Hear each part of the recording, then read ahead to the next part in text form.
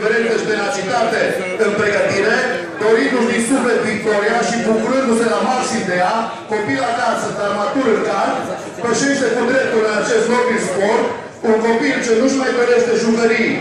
ci victorii, avansează cu pași rapizi pe performanță și arde o obținere maximă și urcă pe podium pe locul 3. Clasament Super Sport Pufo, campionatul de karting Timiș 2013, Bogdan Ghițulescu.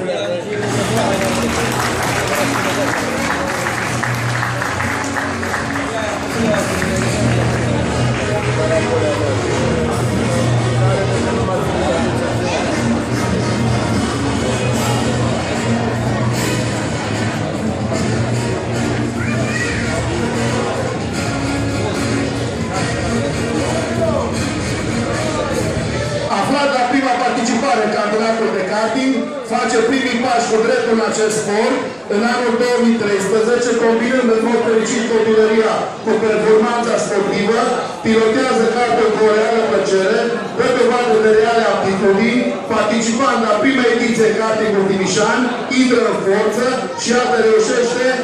din prima să urce în topul, devenind vicecampionul clasei Super Sport Pufo, Mario Iordache.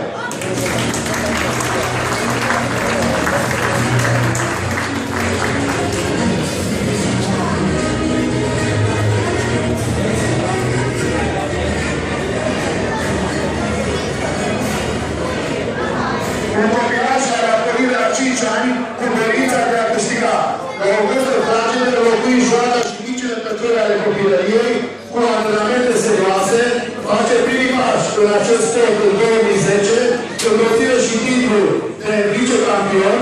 face o impresie extraordinară, anunțându-se din prima etapă un concurent de tenut, se perfecționează etapă de etapă, speculează perfect în minarea junioratului cu senioratul, se înțelege perfect cu cartul, de altfel cu material performant, dă dovadă de reale valențe, se pregătește cu o seriozitate și constanță care depășesc cu mult posibilitățile vârstei lui, învață și reține cu o capacitate uimitoare, prinde imens tehnica pilotajului, făcând de multe ori spectacol, se impune kartingul timișan și obține titlul de campion în 2011, în 2012 devine multiplu campion, obținând din nou titlul, perseverează și iată-l după un parcurs fulminant, devenind un obișnuit al podiumelor și din nou campion 2013. Clasa Super Sport Pufo la